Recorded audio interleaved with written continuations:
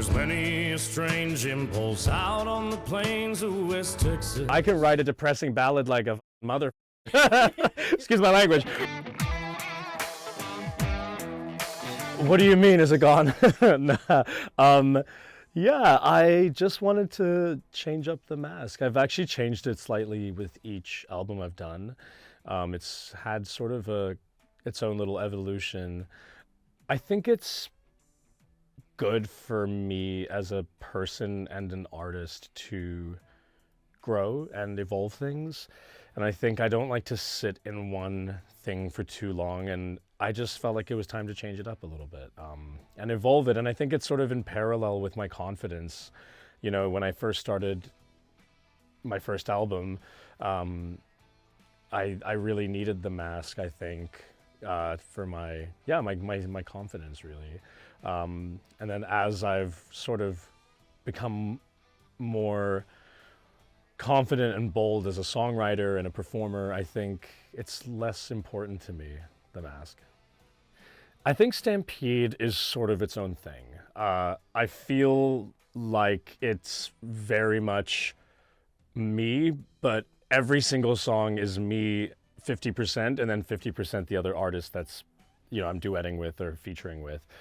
So it's sort of a concept album, I suppose, in a way. And I don't really think of it as in the sort of canon of, you know, Pony and Show Pony and Bronco. I think the next album I do will be sort of the next one after Bronco, if that makes sense. And yeah, Stampede is sort of its own beautiful little adventure, and that's what I really wanted it to be. You know, it was never intended to be my typical album. It was intended to be a collaborative album with all these different artists that I admire, or, you know, have admired. Some of them I've admired my whole life, and so it varies from song to song, but it is super different. I mean, first of all, there's 18 artists on the album, so it's just a logistical nightmare to begin with, you know, like getting everyone's parts. I mean, when we were in the studio together, which was always amazing. I was in the studio with Elton, I was in the studio with Midland, I was in the studio with Boo, there's a few others, Margot. And then when we couldn't do that, of course, you know, you do things remotely and you send things back and forth, which has its own charm because, you know, you can still, I think after COVID, we all kind of relaxed a bit about that and made it a little easier to sort of do this remote work. But I mean, my regular albums, I'll always do, you know, like kind of how I did Bronco, where we went to Nashville and we worked on an album pretty much live off the floor with my band, you know, sit down and make it the old school way. I always prefer that. But, you know, of course, like when Kylie Minogue's in Australia and I'm in Los Angeles, you got to make do. You know, I think it's a long tradition in country to do duets and have sort of duos, and you know, I think of Johnny Cash and June Carter, or Graham Parsons and Emmylou Harris, and they're these kind of iconic duos and duets all throughout country music. And so yeah, it was always on my mind to do a collaborative album, and we used to call it Orville and Friends, and we would be like, when are we going to do Orville and Friends? And we all thought I was going to do it later on in my career. But then when Willie asked me to do Cowboys, it was like, oh, is this maybe the right moment? And so then I asked Elton, and then I asked Kylie, and then, you know, so on and so forth.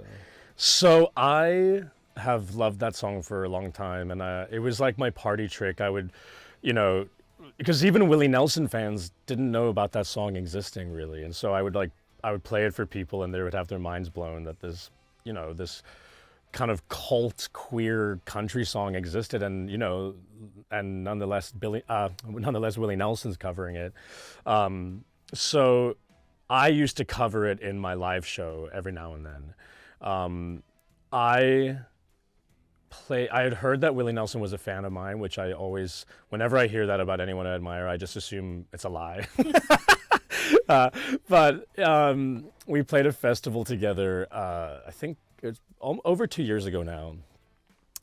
And he invited me on his tour bus, which is, you know, like such an honor, because he doesn't interact with a ton of people at his age, you know. And so I went on the tour bus and we had a cup of coffee together and just chatted. And one of the first things he brought up, he said, you know, I heard you cover that Ned Sublette song.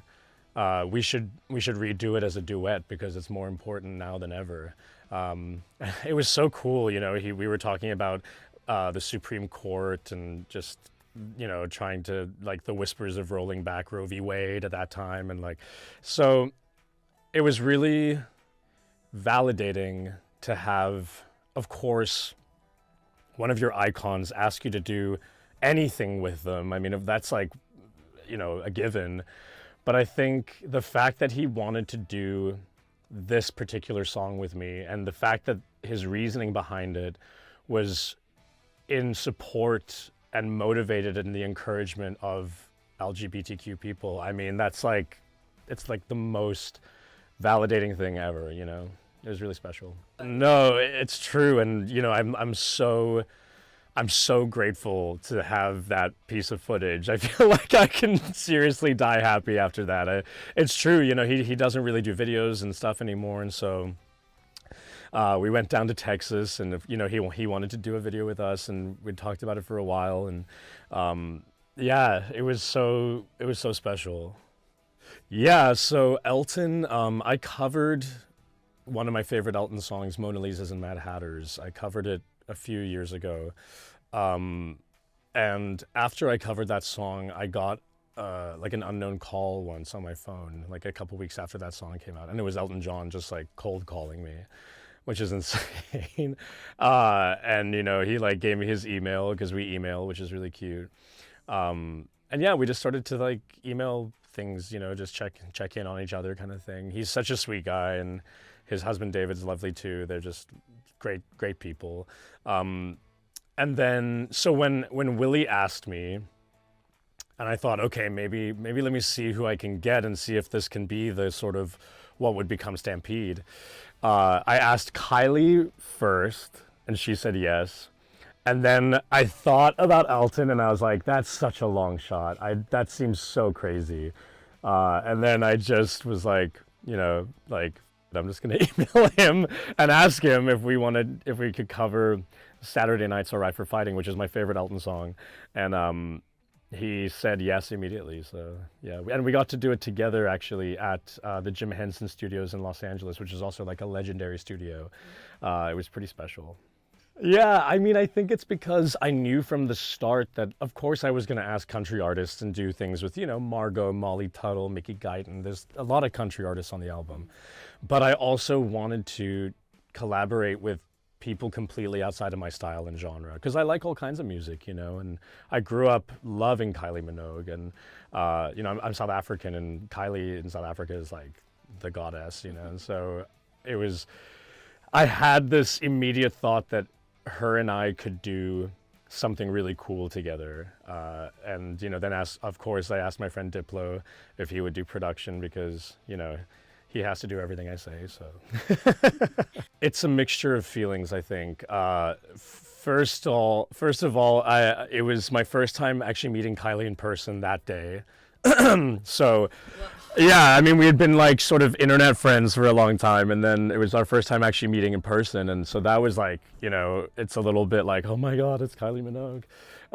I was on tour, I had one day off of tour, and it was funny. It was something that came together kind of last minute, because I realized she was playing the Sunday in WeHo, and then I saw that Diplo happened to be playing the Sunday as well, and I had one day off of tour, which was that Sunday. So we just made it all happen. But I mean, the fact that the three of us were in one place at one time is already like a complete miracle. So yeah, I flew in from tour. I arrived at like 10 a.m., went straight from LAX to soundcheck, learned the dance with her and her dancers and the choreography, sang the song through like 3 times, went home to see my dog and my boyfriend, and then went back to WeHo Pride. Yeah, it's, you know, performing in a space like that with someone like Kylie is, I mean, it's sort of like a dream, you know, of course. I think it's any performer's dream to perform with people they grew up admiring. And, you know, I probably was dancing around my bedroom to Kylie Minogue and stuff when I was a little gay kid. So it's like, it's really special. I mean, performing in that environment, I think can be nerve-wracking because going on stage and like doing a brand new song with Kylie Minogue in front of all like however many queer people, it can be, you're nervous. I was nervous for sure, but it was so special. I think I've learned over the years how important visibility is, and I think it's a sort of generalized term, and we say it a lot, but I think I never really understood the gravity of it until I started having more success, and I would hear from people firsthand people from small towns or, really red states that would send me sort of notes or whatever and just say, thank you. I mean, people literally saying, thank you, you've saved my life by making this kind of music, because I just felt like I had no place in it, or, really amazing stories. And it's something I never set out to do or anticipated. And so I've learned over the years how important visibility is. And so, yeah, of course, I think bringing something that's really joyful and inclusive, it's the rodeo is so diverse. We have every walk of life that comes out to the rodeo, and I think having something that's steeped in country music in a place like Nashville, a state like Tennessee, and having it be super inclusive, super queer, I think that's probably really important to some people.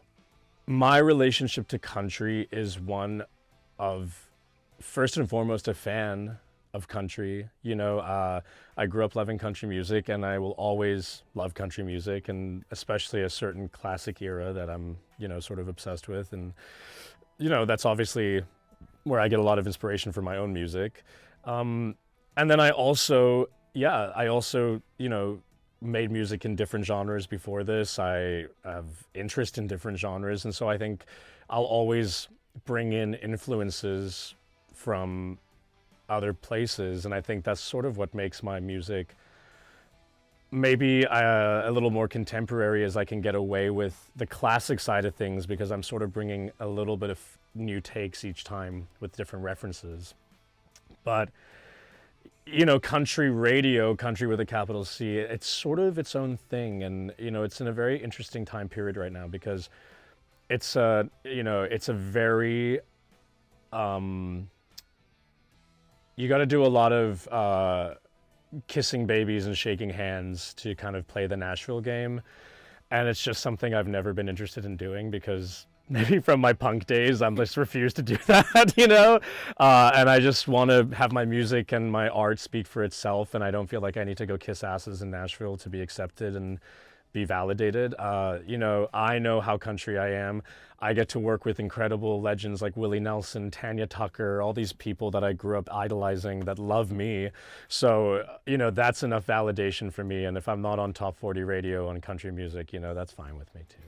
I think I know there has always been diverse people making country music from the beginning. I mean, country, I always talk about this, country in its literal roots is an amalgamation of cultures. It's a fact, it's a combination of, African instruments, Hawaiian instruments, European settlers, Mexican culture. It's everything we know as like the American cowboy is an amalgamation of cultures. It's not just like a white heteronormative thing in its beginnings, right?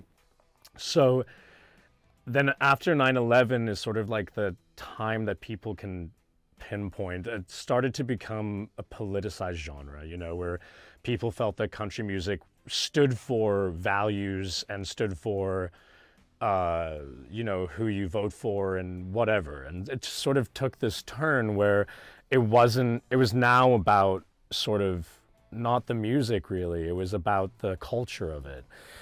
And I think what's happening now is I think people are catching up to the realization of the stuff before. They're catching up to the realization that there have always been black country artists. There's always been probably queer country artists, whatever, brown, everything. And so I think people are finally feeling that they have the right to enjoy country music and the right to make it and to reinterpret it and to continue evolving it. You know, I think it is it's a genre that was made from everyone, so everyone deserves to be a part of it or enjoy it. The really fun thing about this album that I had such a good time with, and it's you know, a little off track on the question, but this album was so fun for me to make because it made me excited about being creative again. And the only thing I had in mind was I would ask someone if they wanted to be a part of it, you know, Kylie Minogue for an example again, and you know, she would say yes, and then I would sit down and be like, okay, what would a Kylie Minogue Orville Peck song sound like? And you can just get so creative with it. So I did that just down the line with each artist, you know, tried to think, should we do an original? I wanted to pepper it with covers because I love to do covers, and that's also a tradition in country music. And you know, it was sort of to respect the first start of it, which is Willie asking me to do a cover. So that I picked sort of like specifically. So yeah, I mean, Papa Was a Rodeo, for instance, is one of my favorite songs ever. I've always loved that song so much. And I thought, you know, when I asked Molly Tuttle if she wanted to be on it, I thought, oh, you know, what would be cool is if we do like a bluegrass cover of Papa Was a Rodeo. So that's where that came from. Yeah, I mean, you know, of course we tried for Dolly, but you know, Dolly is sort of like, I think she's like the last boss in the levels, you know, and I think we weren't expecting a yes. I think we threw it out there for Dolly, of course, because she's such an icon. And then, yeah, there were a couple people who just couldn't do it because of scheduling. You know, friends of mine like Charlie Crockett, who I would have loved to have had on the album, Post Malone, a few people like that. Yeah, absolutely. That was sort of the intention is, you know, the album starts with this incredibly special gay, queer anthem, you know, for me and a lot of people. And then, so I wanted to sort of close out the whole adventure with something, and also it starts with that and it's sort of bringing something back from the past. And then I wanted to sort of go forward with these other out country singers who I've been lucky enough to become friends with over the years. And, you know, we call ourselves the High Gay Men. Okay, where's that tour? Yeah, right. But and then so we were thinking, the four of us we were just trying to see if we were going to do an original. We were all talking, and then I forget who suggested it, but someone said, "What about Rhinestone Cowboy?" And all of us were like, "Well, yeah, we got to do that, of course." It was the scariest thing I think I've ever done. Not to sound dramatic, but I've been touring. Well, at that time, I'd been touring for probably about 18 years, and in all that time, I'd never canceled a show other than COVID-related pandemic things. So that was just like, for me and my sort of like workhorse ethic, that was very hard to do. And then secondly, it was so scary to imagine if I would get my career back after that, you know, to go and take almost a year away from touring. And I'm so grateful that people were compassionate enough to let me take that time to go and take care of myself. I'm so much healthier and happier. I'm in the best place I've ever been in my life. And, you know, it's really thanks to me taking that time. And I mean, you just have to put yourself first at some point. That's what I learned, is that, you know, work is important and everything is important that's you're passionate about. But if it's starting to harm you or affect you, you've got to take the time for yourself. And I hope everybody has that right and that ability. They should, you know, for sure. Because then I can't be a good performer, leader, boss to many people that I employ, you know, like I've got to be at my best to be at my best for them as well. I hope people have fun with it. You know, I think something I've learned in the last year especially is like, and I think it's paralleled with, you know, a lot of us these days culturally, is like there's so much emphasis on working on yourself and you know, mental health and all those things are so important. And as I said, they've been so important to me this year. But sometimes I think we forget about joy, and we forget about just having something be fun and adventurous. And that's really what Stampede is to me. It's me remembering, oh yeah, I can have fun with music and this industry, and doesn't have to, you know, swallow me up and make me feel depressed. I can actually go and make music, and yeah, that's what I hope people get out of it. I just hope they enjoy it. That's yeah, so and I mean, coming from me, like, you know, I can write a depressing ballad like a mother, excuse my language, but, you know, it's like, after this last year I just did want to do something joyful.